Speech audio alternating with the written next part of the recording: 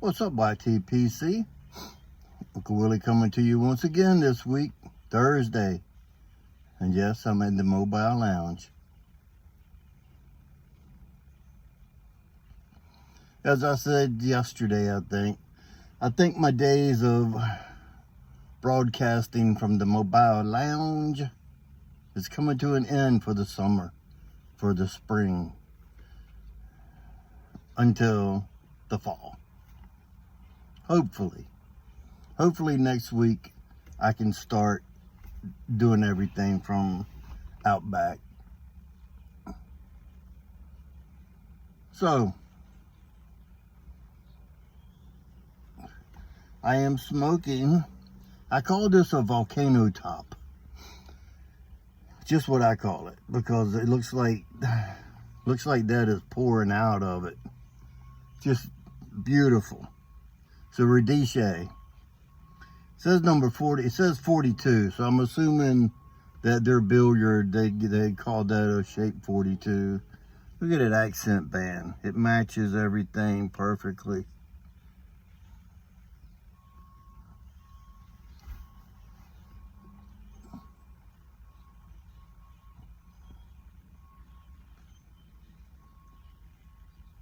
And in it is some brown twist. I've told y'all about this blend before. I brought the jar out to show you today. Little wet the whistle first. I'm sending my espresso cups back. The lids don't stay on. So anyway, brown twist.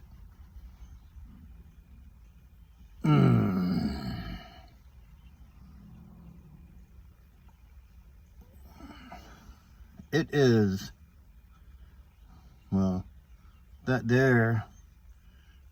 was a coin. Looks like it got shot with a 22. And there's more coins in it. Ribbon. The ribbon is from where the coins have broken up. This is the coins that come in it. This is, the brown twist is, as I've told y'all, the brown twist is a derivative of the brown bogey. And that's how big the brown bogey rope is. It's just about a ½ inch in diameter. And it's one of my favorite ropes. This is all Virginia. It is Virginia that has been air cured and dark fired. And that's what they call it. So I'm just a messenger.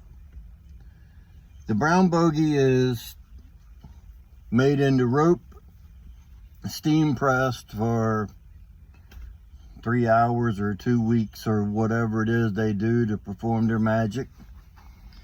And then they sell it in the rope form. Well, as they cut the rope up and try to make some, I guess it falls apart in places when they chop it up and all. That's how you get the brown twist. It's from the brown bogey. So it's ribbon mixed with the coins. With the brown bogey, I usually cut my coins a little thicker than what those are. But these coins are so thin that you can actually, when you take a pinch of that out to break it up, rub it out, whatever, these coins are so thin that you can put them in your pipe hole and you'll be able to smoke them along with the, what we call it, shake from the ribbon and all that's actually broken up in the jar. Or the bag, or ever how it is once you receive it and do what you're going to do with it. It has a really dark fired taste to it, dark smoky, but there's no Kentucky. So there's no dark fired Kentucky or Burley's. It just says Virginia, Virginia, Virginia. I guess this is the way it's cured. I'm gonna crack this other window a little bit. The way it's cured and dried, it has that Kentucky taste, the dark fired taste, but it says that it's air cured and dark fired. So that's how they end up with that taste and the aroma that you get.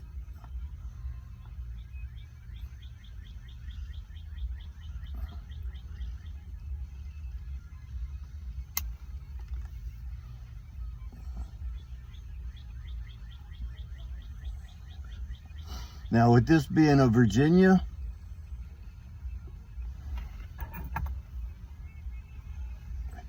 you will have to break that crust of sugar that forms on the top there, because it will, you pack a bowl full and quarter of the bowl it starts getting where it won't light. There's some of the sugars. Just break them up, and then if it's too much, just give it a little dump, light tap, just to get the top off, and then lightly tamp it. You don't want to pack this down. The way this is come in that ribbon form, it's almost like a broken flake, but it's broken coins. And with it being long and stringy like that, you don't want to pack it too tight, or it will expand and it'll be too tight to draw. Then that's when you got to experiment on your own to try to get it to smoke without dumping it or wasting the bowl. Personally, if I tamp it, if I over tamp it, which I try not to, I barely use my tamper ever. A tamper to me is not a necessity, but it comes in handy at times. You don't have to tamp every 5 minutes. Some people do. It's just the way they want to smoke it. Nothing wrong with it. I'm not saying that it's nothing wrong. If it works for you, carry on. Me, I just barely tamp it. If I do happen to over tamp it and it makes it too tight to draw, I'll take this poker straight in line with the draft hole, and I will stick it straight down in the bowl at the draft hole, and then I'll give it a pull backwards, and that way what you're doing is you're twisting it that way, and it's pushing everything away from your draft hole. And then if you push it out and it's too tight, give it a little tamp. You ready to go. Just remember, if you're smoking the brown bogey or the brown twist, it's all Virginia, so expect it to crust over. Don't get upset. Just break it up, just like going ice fishing. You got to break the ice to get to the fish. And these lighters are great, except for any little breeze.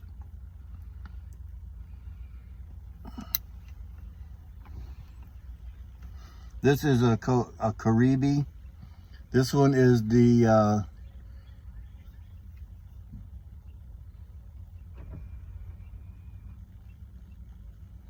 Macazudo, I think.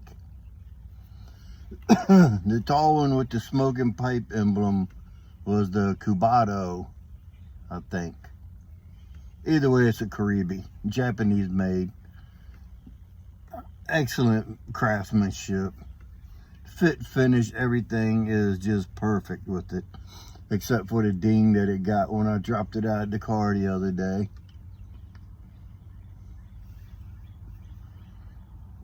So yeah, my little espresso cups. First day I used one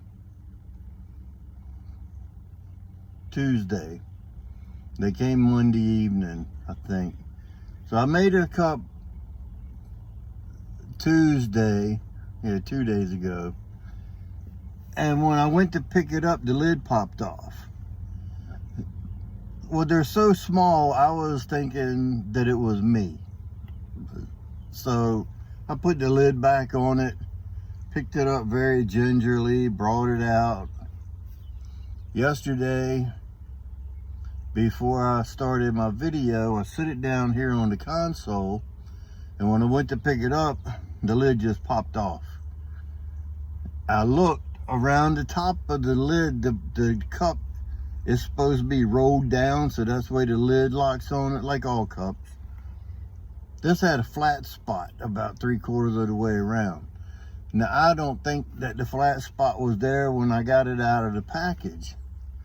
So I think the heat done something to it. But they're supposed to be hot cups. So I'm gonna email the company tonight, see if I can return them.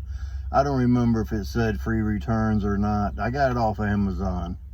As Corvette Jim says, the Jungle website.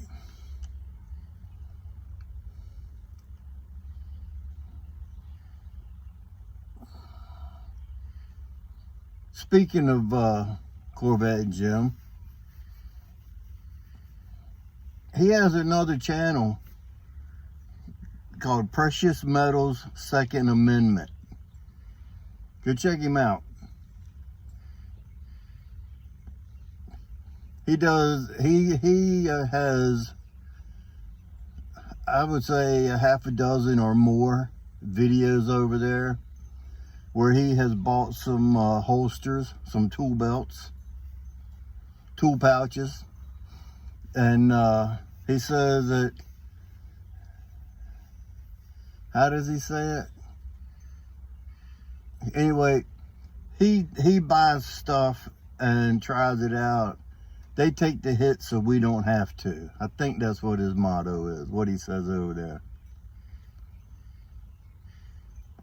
But I do know he ends and says, "We are the militia." There's truth to that.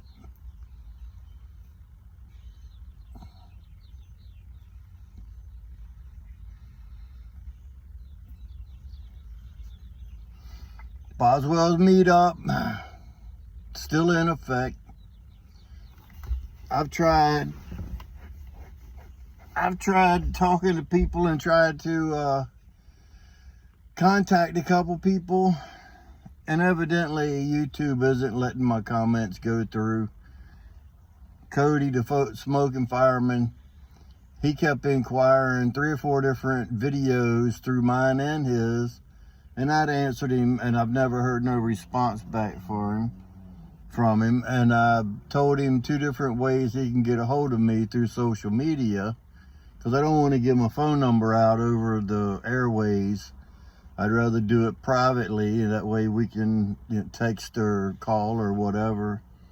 And Uncle Dave, Dave, St. David's Pipes, Dave, he had mentioned about coming, and then he wasn't going to come because we didn't think there was going to be anybody meeting up, but it's going to be at least 4 of us. Me, JC, and a couple of his buddies. My buddy Craig is going to try to make it there. He might end up leaving. He won't do the dinner lunch thing that we usually do. But if you're in the neighborhood Saturday, April 1st, Boswell's in Chambersburg, Lincoln Way. I'll be there at 10. JC's supposed to be there around 10:30. You can come anytime during the day. Stay as long as you want. Just sit around and shoot the bull and smoke some pipes, cigars, whatever it is you want to do. This tobacco here, it even says that it's rope, cut into a rope form, so it can be cut into coins and broken up to smoke, or cut into plug for chewing. So this is actually a chewing tobacco also. I wouldn't put a big plug in, but maybe 1/2 inch, 3/4 inch long, put it in and chew lightly on it. I wouldn't chew it like Levi Garrett or Beech Nut, but I don't know, it might work out. I haven't tried it. I know 13 Pites has chewed a couple different ropes, and it's been successful for him. So I don't know, I might give it a try. Do it when I'm out back so I can spit.